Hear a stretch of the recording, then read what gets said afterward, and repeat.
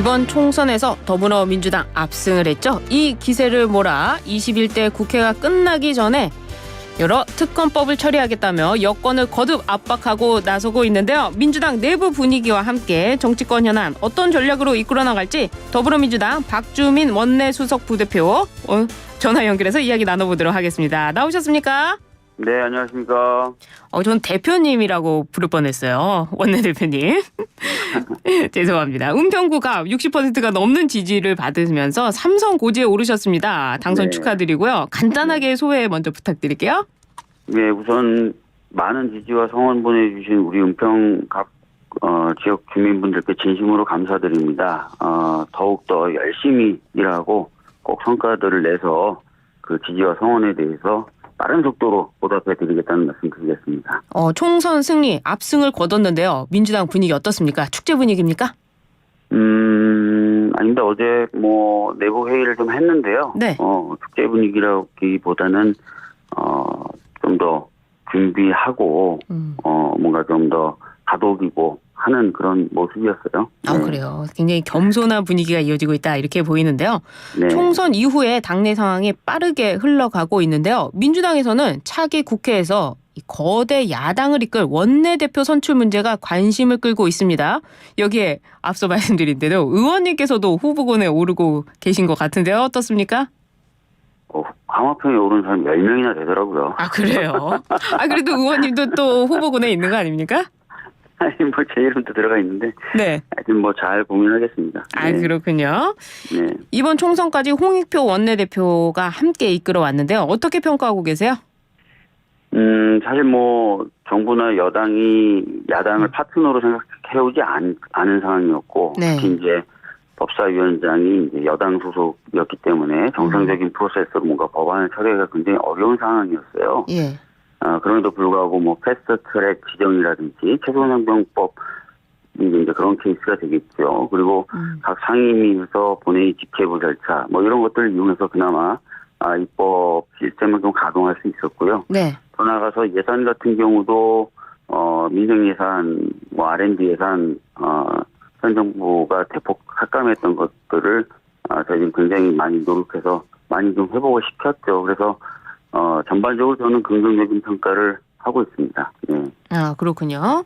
근데 이번에는요, 이 원내대표의 친명계 의원들이 물망에 주로 오르는 것 같아요. 조금 더 이재명 대표의 힘을 실어줘야 된다, 이런 분위기가 당내에 있는 겁니까? 그건 모르겠는데, 그리고 친명, 비명 구분이 의미가 있는지 모르겠고요. 그래요. 주로 이제 3선이나 4선, 그 중에서 이제 당직의 경험이 있었거나, 네. 본인이 의사가 있는 사람들 중심으로 거론이 되는 것 같아요. 그렇군요. 그럼 전당대회 이야기로 좀 넘어가 보도록 하겠습니다. 이재명 대표 임기가 8월까지라고 알고 있는데요. 대권 주자인 만큼 다음 대선도 생각을 해야 될 텐데 전당대회 전망과 또 이재명 대표의 대선 어떻습니까? 전당대회 앞으로 거의 4개월 남았는데요. 아직 멀었군요. 누가 나올지도 지금 가닥이 안 잡히고 있는 상황이라서. 네. 굉장히 말씀을 아끼시네요. 알겠습니다. 아니, 말씀을 아끼는 게 아니라 예. 지금 당대표 후보로 누가 거론되고 움직이고 이런 게 없어요, 아직까지. 네. 아직 없군요. 그래서 그런 상황에서 뭔가 말을 하라고 하시면 제가. 알겠습니다. 네. 민주당이 압승을 하긴 했지만요. 사실상 PK 의석만 보면 두 자릿수 목표에서 오히려 좀 줄어들었습니다. 4년 전보다 2석이 줄어들었는데 그 이유가 무엇이라고 보세요? 제가 주말에 이제 부산 쪽에 있는 원외위원장님들하고 좀 말씀을 나눌 기회가 좀 있었어요. 네. 말씀을 들어봤더니 이제 두 가지 이야기를 하십니다. 예. 첫 번째는 선거 막판이죠. 거의 8일 놈으로부터 네. 상당히 좀 뭐라 그럴까 말이 안 되는 문자들이 대량으로 유통이 됐고 현수막도 좀 정체 모를 현수막들이 많이 걸렸다. 내용인즉슨 헌법에서 자유민주주의가 사라진다. 더불어민주당이 압승하면 예. 이런 등등의 문자나 이런 것들이 많았다고 하는데 그 근거 없는 그런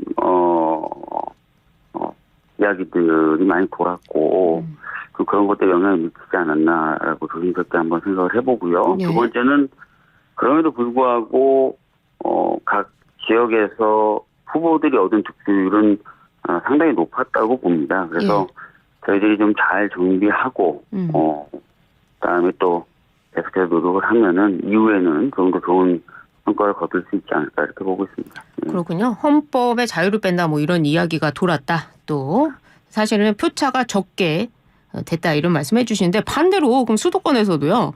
국민의힘 그리고 민주당 엎치락 뒤치락 하면서 총선 막판까지 결과가 네. 엎치락 뒤치락 했어요. 이거는 PK와 반대로 민주당에서도 상당히 좁은 표차로 이겼다고 볼 수가 있는데요. 이런 민심도 좀 생각을 하고 계시는 겁니까? 그렇죠. 사실은 저희가 이제 그 의석을 많이 거뒀다고 해서 네. 오만할 수 없는 이유 중에 하나죠. 그래서 저희들이 더 잘해야 되는 거고 네. 특히 이제 4년 전에도 저희 당이 많은 의석을 국민분들은 주셨어요. 예.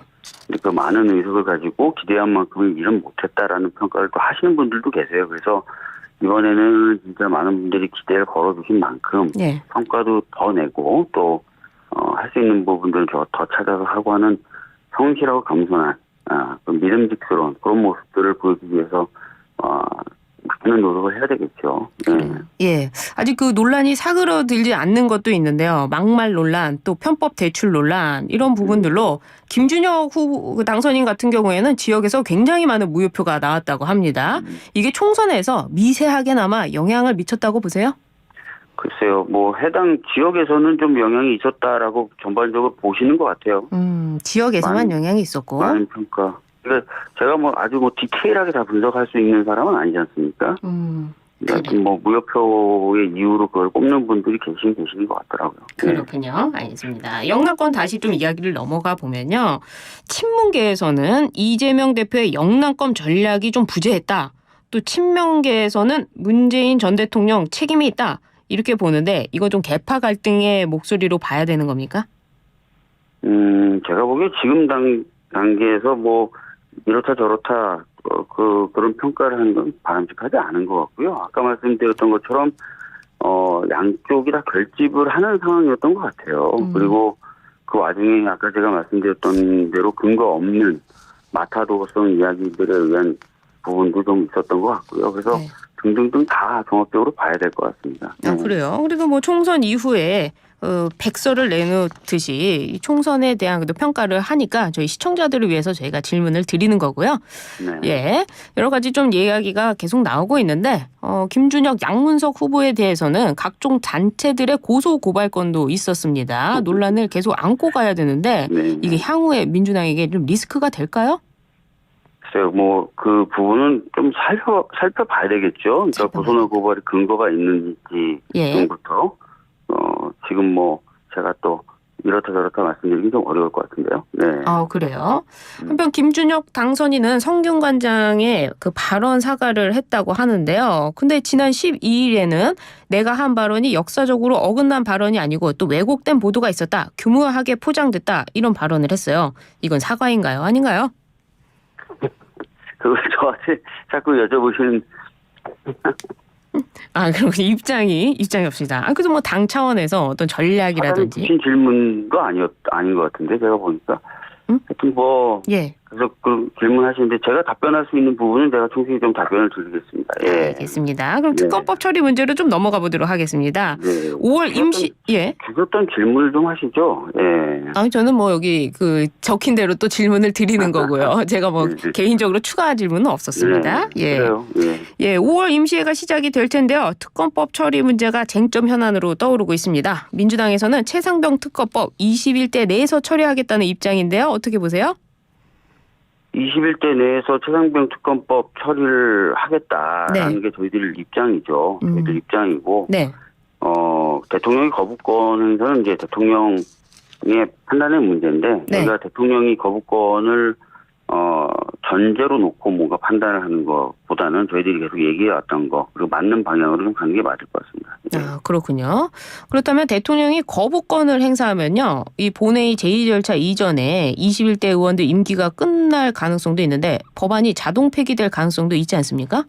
그러니까 대통령의 거부권 행사가 21대 국회 임기 뭐 이후에 예. 되거나 할 경우에는 법상으로는 좀 이렇게 논란이 좀 있더라고요. 예. 폐기가 되는 건지. 근데 대부분의 이제 법 해석하시는 분들의 경우에는 폐기가 된다라고 보고 계시더라고요. 예. 네. 그럼 이에 대해서는 어떻게 대응하실 예정이십니까? 저희들은 만약에 이제 거부권 행사해서 그 부분에 대해서 국회가 제의 요구를 못했다라고 한다면은 이건 제 생각이에요. 왜냐하면 네. 22대 국회를 운영을 어떤 분들이 책임지고 하실지 결정된 건 아니어서 예. 제가 그냥 제 개인적인 말씀을 드리면은 저는 22대 국회 때도 다시 시도하는 게 맞다라고 보는 거죠. 계속해서 시도를 하겠다. 네. 알겠습니다. 제 개인적인 생각입니다. 네, 알겠습니다. 예. 그 김건희 여사 특검법에 대해서는요, 우선순위가 조금 다르게 야당에서도 판단하는 것 같은데요. 조국 혁신당의 조국 대표 같은 경우에는 한동훈 전 비대위원장 특검을 1순위로 추진할 것 같습니다. 민주당과의 공조 되는 겁니까? 김건희 이제 특검법 같은 경우에는 제가 이제 알기로는 네. 저희 당에서는 거부권 행사로 인해서 무산이 됐지만 다시 해야 된다는 입장인 것으로 알고 있고요. 네. 그 부분에 있어서 조국 혁신당은 뭐 김건희 특검법은 안 한다 이렇게 얘기하는 것 같지는 않은데요. 같이 할 것이다. 예. 그럴 것 같은데요. 그래요. 김건희 여사 특검법. 그 조국 혁신당에서는 한동훈 전 비대위원장 특검을 1순위로 내세우고 있어요. 여기에도 동의를 하시는 겁니까? 만약에 제 개인적인 입장을 여쭤보시는 거라면 답변을 드릴 수 있을 것 같고요. 네, 개인적인 입장. 당의 입장은 뭐 제가 확인을 해보고 말씀을 드려야 될 것 같은데 개인적인 입장만 놓고 본다면은 만약에 의혹이 있다면 뭐 누구든 수사 대상이 돼야 된다. 예. 수사를 받아야 된다는 게 한동훈 비대위원장의 반복된 워딩 아니었습니까? 예. 그 기준에 맞춰서 보면은 뭐 충분히 답을 생각하실 수 있을 것 같습니다. 그렇군요. 네. 이태원 특별법에 대해서도 좀 여쭤볼게요. 이게 사실상 지금 폐기 수순을 밟게 되는 겁니까? 이태원 특별법의 경우에는 지금 대통령이 제2 요구를 행사한 거예요. 그죠? 예. 그래서 거기에 대해서 아직 저희가 표결 처리나 이런 것들을 안 한 상태인데, 가족분들 의사가 굉장히 중요하기 때문에, 예. 제가 오늘, 가족분들도 좀 뵙고, 이렇게 해서 의사를 좀 확인을 해보려고 하고 있습니다. 오늘 만나시는군요. 네. 그렇다면 22대 국회에서 혹시라도 재추진을 할 수도 있다, 이렇게 봐야 되겠네요? 우선은 이제 아직 제2요구 처리라는 부분도 남아있는 거고요. 예. 그 다음에 가족분들의 의사에 따라서는 다른 방법도 있을 수 있어서, 열려있는 상태다라고 보시면 좋을 것 같아요. 그렇군요. 네. 알겠습니다. 이번에는요, 여당에 대한 입장 좀 여쭤보도록 하겠습니다. 총선 이후에 한동훈 전 위원장이 사퇴를 했습니다. 이제 그 자리에 뭐 나경원, 안철수, 유승민 등 하마평에 오르고 있는데요. 여권 상황은 어떻게 보고 계세요? 글쎄요, 뭐, 비대위원장이 이제 또 다시 빈 거죠. 당대표 네. 비대위원장 너무 자진교체를 하고 있는 것 같아서, 민심을 좀 반영하는 지도부가 갖고 계시니까 맞겠죠. 이번 총선 결과도 있으니까요.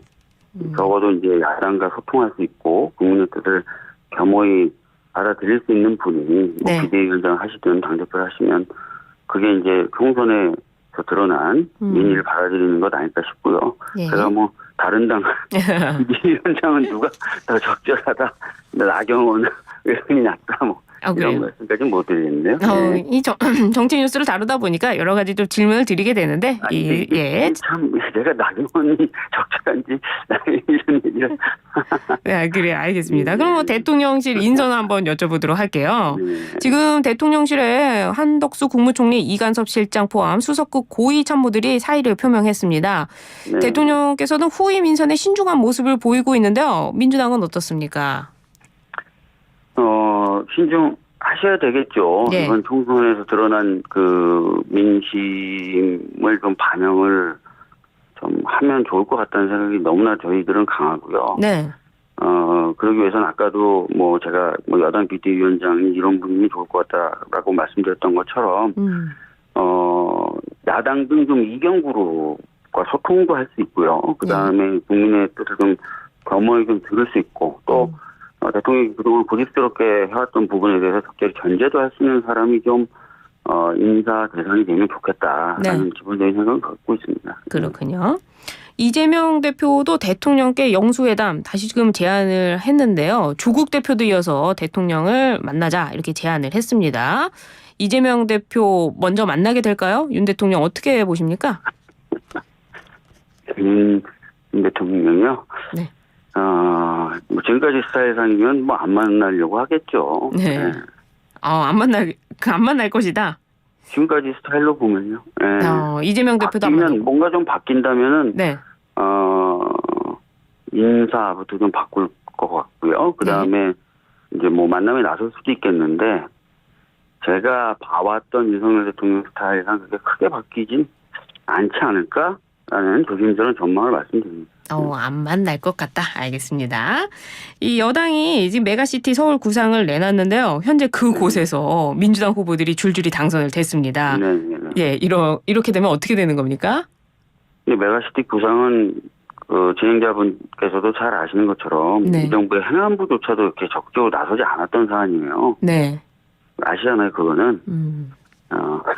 그렇기 때문에 더 말씀드릴 필요가 있을지 모르겠습니다. 하여튼 네. 그렇습니다. 알겠습니다. 마지막으로 22대 국회에서 바라시는 것 있다면요?